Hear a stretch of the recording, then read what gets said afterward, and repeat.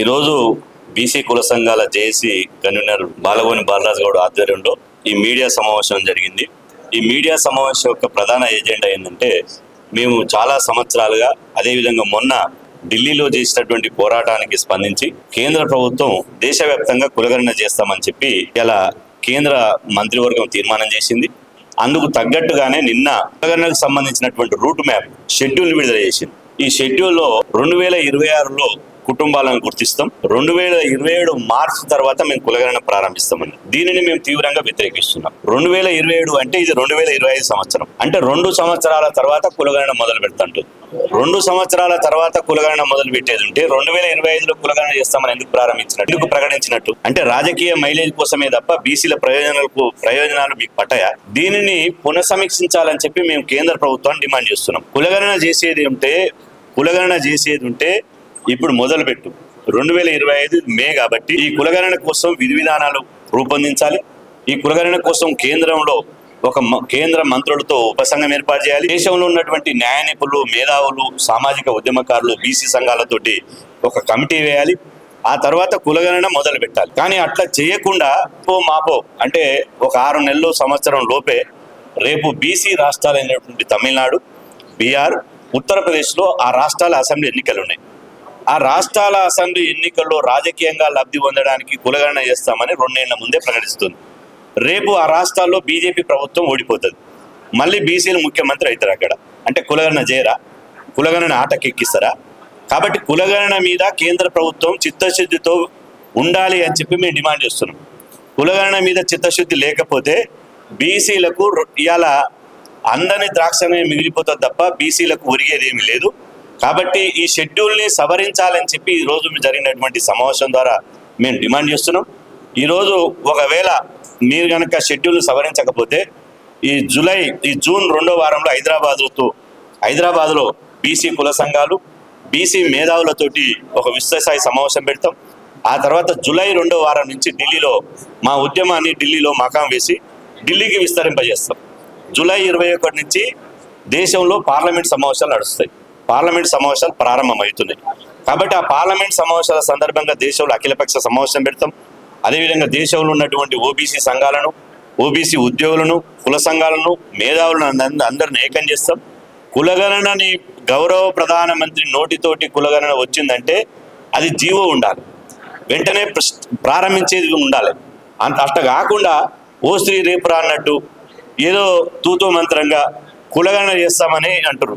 కులగణన మీద కూడా కేంద్ర ప్రభుత్వం స్పష్టత ఇవ్వడం లేదు.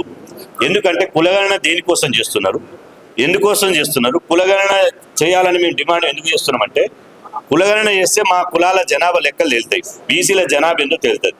కాబట్టి ఆ జనాభా లెక్కలు కనుక వస్తే బీసీలకు జనాభా దామాష ప్రకారం విద్యా, ఉద్యోగ, రాజకీయ రంగాల్లో రిజర్వేషన్లు పెరుగుతాయి. చట్టసభల్లో మాకు రిజర్వేషన్లు వస్తాయి. బడ్జెట్లో మా దామాష ప్రకారం నిధులు వస్తాయి. అప్పుడు బీసీ కులాలు అభివృద్ధి చెందుతాయి, ఈ దేశం అభివృద్ధి చెందుతుంది. అందుకోసమే మేము కులగణన కావాలంటున్నాం. కులగణన మా స్వార్థం కోసం కావాలంటే, ఈ దేశం అభివృద్ధి చెందాలంటే బీసీలు అభివృద్ధి చెందాలి. 60% మంది బీసీలు అభివృద్ధి చెందకుండా దేశం ఎట్లా అభివృద్ధి చెందుతుంది? ప్రధానమంత్రి గారు నరేంద్ర మోదీ గారు అఖండ భారత్, స్వర్ణ భారత్ అని గొప్ప గొప్ప డైలాగులు వదులుతుంటాడు. మరి 60% మంది బీసీలను అభివృద్ధి చేయకుండా అఖండ భారత్ ఎట్లయితుంది, స్వర్ణ భారత్ ఎట్లయితుంది?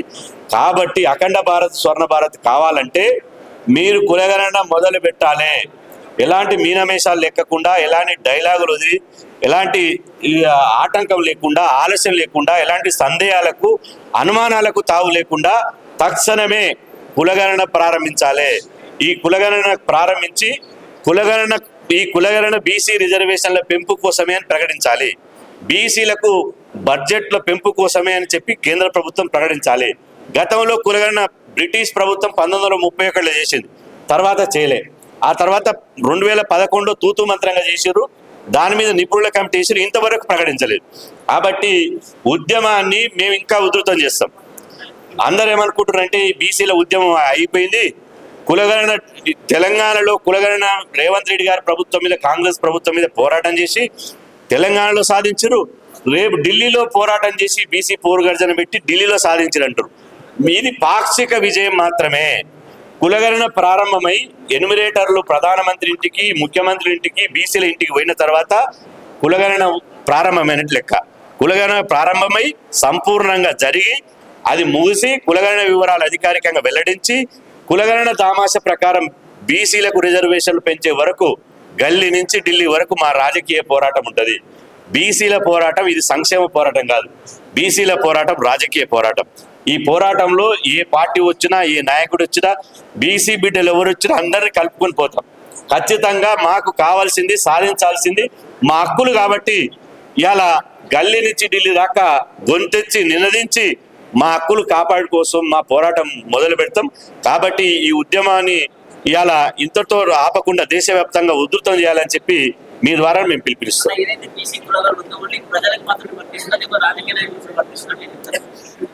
ప్రజలలో భాగంగానే రాజకీయ నాయకులు ఇలా కులగణన అనేది కొన్ని కులాలకు కాదు, అందరికీ కులగణన అవకాశం ఉంటుంది. కులగణన అనేది ఇంటింటికి చేస్తారు.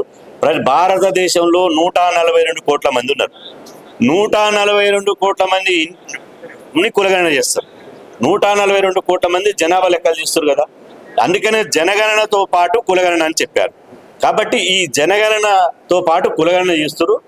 దీన్ని తూతూ మంత్రంగా చేయొద్దు, దీన్ని పల్చగా చేయొద్దు. బీసీలు అంటే చులకన చూడొద్దు. బీసీలలో ఐక్యత మామూలుగా లేదు. బీసీలు నిప్పు లాంటి వాళ్ళు. మంచి చేస్తే నిప్పు వంటయి మనిషి కడుపు నింపుతుంది. మమ్మల్ని గేలి చేసి అవమానం చేసి మా అస్తిత్వాన్ని దెబ్బతీస్తే అదే నిప్పు ఇంటికి మంటయి అంటుకుంటుంది. కాబట్టి బీసీలు ఇవాళ మాకు కావాలని మేము పోరాటం చేస్తుంటే మీకు 2026లో చేస్తాం, 2027లో చేస్తాం అంటే జమిలీ ఎన్నికలు వస్తాయి. 2027లో అప్పుడేం చేస్తారు? 2027లో జమిలీ ఎన్నికలు వస్తాయి. మహిళా బిల్లులో బీసీ మహిళలకు సబ్ కోటా లేదు. 2027లో మొదలు పెడితే 2028 అయిపోతాయి. అప్పుడు దేశవ్యాప్తంగా పార్లమెంట్ ఎన్నికలు వస్తాయి. అప్పుడేం చేస్తారు? అంటే ప్రభుత్వం దిగిపోయే ముందల చివరి అంచులో కులగణన చేస్తే ప్రయోజనం లేదు. ఇదే సరైన సమయం, కులగణన చేయడానికి ఇదే సరైన సమయం. కాబట్టి ఇప్పటి నుంచే మొదలు పెట్టాలి. మొదలు పెట్టే వరకు మా పోరాటం ఉంటుంది. జనగణనలో కులగణన జరగాలి. దానికి 2026, 27 అది ప్రాసెస్ కాదు. ఎందుకంటే ముందు జమిలీ ఎలక్షన్ వచ్చేది ఉంది. మరియు డీలిమిటేషన్ అన్ని ఈరోజే పేపర్లు ఇచ్చారు. అందుకు అనుగుణంగా డిలే అవుతుంది. కాబట్టి మా బీసీ సంఘాల ద్వారా డిమాండ్ ఏంటంటే సామాజిక న్యాయం దక్కాలి. ఉద్యోగాలలో, విద్యలో మరియు ఆర్థికంగా మరి బీసీలందరికీ లాభం జరగాలంటే తొందరగా స్టార్ట్ చేయాలి కులగణన. అప్పుడే నమ్ముతాం. ఇంకోటి, ఇక్కడ గవర్నర్ గారు బిల్లు ఆమోదించి 42% ఢిల్లీకి పంపారు రాష్ట్రపతికి. అది ఇప్పుడు జరగబోయే పార్లమెంట్లోనే 9th షెడ్యూల్లో చేర్చి మనకు స్థానిక సంస్థల్లో సామాజిక న్యాయం జరగాలి, 42% దక్కాలంటే బిల్లు ఎంబడే ఆమోదించాలి. రాష్ట్రపతి దగ్గర ఉంది. కాబట్టి ఈ భారతదేశం అంతా జరిగేది కూడా డిలే జరగవద్దు, తొందరగా జరగాలని మా బీసీ సంఘాల ద్వారా డిమాండ్. మా జాజుల సీనన్న 30 సంవత్సరాల నుంచి బడుగు బలైన వర్గాలకు పోరాటం చేస్తుండు. హక్కుల గురించి, సామాజిక న్యాయము, విద్య, ఉద్యోగాలు, ఆర్థికంగా మేమెంతో మాకంత వాటా దక్కాలని మేము భారతదేశ ప్రభుత్వాన్ని మేము డిమాండ్ చేస్తున్నాము. ఇక్కడ ఏంటంటే తెలంగాణ ముఖ్యమంత్రి గారు అన్ని విధాల ఆమోదించిండు. 42% కేంద్రానికి పంపిండు. కాబట్టి పార్లమెంట్లో 9th షెడ్యూల్లో చేర్చి అంబేద్కర్ రాసిన రాజ్యాంగం ప్రకారం బడుగు బలైన వర్గాల హక్కులన్నీ కూడా చెందే విధంగా భారత ప్రభుత్వము, నరేంద్ర మోడీ గారు బీసీ కాబట్టి తొందరగా జరిగేటట్టు అయితేనే మేము నమ్ముతాము. లేకుంటే 2026, 27 అంటే పార్లమెంట్ ఎన్నికలు జరిగే దిశగా ఉంది. మరియు ఇప్పుడు తమిళనాడులో, బీహార్లో, ఉత్తరప్రదేశ్లో సంవత్సరం లోపే ఎలక్షన్ జరగబోతున్నాయి. అక్కడ బీసీలకు అన్యాయం జరగకుండా ఎప్పుడో 2027 చేస్తాము, జరుపుతాము అంటే అది సాధ్యమయ్యే పని కాదు, డిలే అవుతుంది. అందుకే మేము బీసీ సంఘం ద్వారా ఎంబడే నరేంద్ర మోడీ గారు పునః సమీక్షించి అతి తొందరలో జరిగే విధంగా చేస్తాడనే నమ్మకం ఉంది మోడీ గారు. ఆయన క్యాబినెట్లో పెట్టి కులగణన, జనగణనలో కులగణన చేస్తా, సామాజిక న్యాయం పాటిస్తా అని 13,000 కోట్లు దీనికి ఆర్థికంగా డబ్బులు డిక్లేర్ చేసింది కాబట్టి మేము ఆయనకు అభినందనలు తెలుపుతున్నాము. కానీ డిలే జరగకుండా చేయాలనేది మా బీసీ సంఘాల కోరిక. అంటే ఇక్కడ గలీలో ఉద్యమాలు చేస్తున్నారు, ఢిల్లీలో ఉద్యమాలు చేస్తున్నారు. సో ఇంత చేస్తున్నారు, బీసీలందరూ ఏకమవుతున్నారా? ఐకమత్యంగా ఉన్నాము. ముందటికి ఇప్పటికీ భారతదేశంలో ఎంత చైతన్యం వచ్చింది. అంబేద్కర్ గారు రాసిన రాజ్యాంగాన్ని దాని ప్రకారమే తెలంగాణ సాధించినాం. ఆర్టికల్ 3 ప్రకారం ఆ రాజ్యాంగం ప్రకారమే సామాజిక న్యాయ పోరాటం చేస్తున్నాము. సాధిస్తామనే నా నమ్మకం ఉంది. అన్నిటికంటే ముఖ్యంగా ఈ జనగణనలో కులగణన జరిగితే భారతదేశంలో బీసీల రాజ్యం ఏర్పడుతుందనే తప్పక నమ్మకం ఉంది. జరగకపోతే మేము బీసీ సంఘాల ద్వారా భారతదేశం అంతటా తిరుగుతాము. ఇప్పుడు నెక్స్ట్ జరగబోయే తమిళనాడు ఎలక్షన్, బీహార్ ఎలక్షన్లో కూడా మా బీసీ సంఘం ద్వారా అక్కడ మీటింగ్లు పెడతాము, బీసీలను చైతన్యం చేస్తాము. నెక్స్ట్ మంత్లో కూడా మా Chiranjeevi sir intellectual forum chairman గారు ఆధ్వర్యంలో మేము రౌండ్ టేబుల్ సమావేశం ఏర్పాటు చేస్తాము. మేధావులను అందరిని పిలుస్తాము. మా సంఘాల నాయకులను అందరినీ కలుపుకొని పోతాం. ఒక్కరు కూడా వేరే విధంగా ఉన్నారని కాదు, అందరిది ఆశయం ఒకటే, ఏమి సామాజిక న్యాయము, బీసీలకు రాజ్యాధికారం సాధించే దిశగా మేము మా జాజుల సీనన్న సారథ్యంలో నిరంతరం పోరాటం చేస్తాం. అంటే కవిత గారు కూడా, ఎమ్మెల్సీ కవిత గారు కూడా ఈ మధ్యలో బీసీలకు సంబంధించి సామాజిక న్యాయం కావాలనుకుంటున్నారు. 10 ఏళ్ల అధికారం ఉన్నప్పుడు ఒక మహాత్మా జ్యోతిరావు పూలే గారికి ఒక పూలారేయలేదు, ఒక్కరోజు దండం పెట్టలేదు ఆమె. ఈ రోజు వచ్చి అధికారం పోయినాక ఇప్పుడు ఆమె ఏ విధంగా పరిమితమైందో మీకు అందరికీ తెలుసు. ఇప్పుడు వచ్చి బీసీలకు అది చేస్తా ఇది చేస్తా. తండ్రి 10 సంవత్సరాల అధికారంలో ఉన్నప్పుడు ఏం చేసింది? ఒక పూల విగ్రహానికి పూలమాల వేసిన దినం లేదు. ఆమె ఏ రోజు వచ్చింది లేదు బీసీల గురించి. ఇప్పుడు ఎన్నెన్నో జరుగుతున్నాయి మహిళల మీద, అందరి మీద అకృత్యాలు. దాన్ని ఖండిస్తుందా?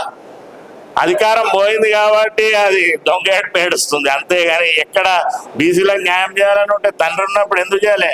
జ్యోతిబా పూలే మహాత్ముని విగ్రహం ఎందుకు పెట్టలే? పెట్టిందా ఎక్కడన్నా? అది చేయాలంటే ఎంత పని? ఒక సర్దార్ సర్వాయి పాపన్న విగ్రహం పెట్టలే. ఒక దేశం చిన్నమల్లయ్య గారు చనిపోతే ఆయన క్రమశిక్షణ కమిటీకి చైర్మన్ ఉండే టిఆర్ఎస్ పార్టీలా. వచ్చిండ్రా ఎవరన్నా చనిపోతే? చెప్పండి. ఇప్పుడు ఏదో దొంగేడు పేడిసి బీసీలకు అది చేస్తా అంటే ఎవ్వరు నమ్మేటోళ్ళు లేరు. ఆమె ఎందుకు? ఆమె బీసీ ఏమన్నా మా బీసీల నాయకుల కొదువుందా? చూస్తున్నారు కదా.